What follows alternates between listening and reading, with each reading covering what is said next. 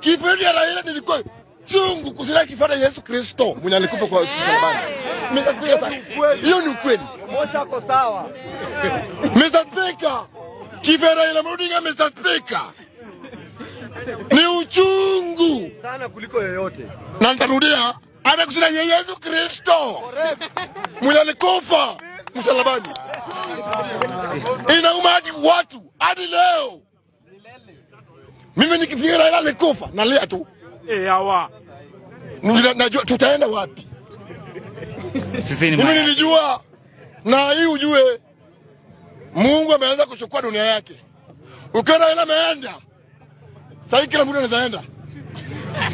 Dunia inaharibika saa yote. Mimi sikujua Raila Odinga anaweza kufa. Tulikuwa tunaambia tuko wadogo. Ati Raila Odinga ukiona kumseka anakuwa mzee. Sio Raila. Anakuwa kichi.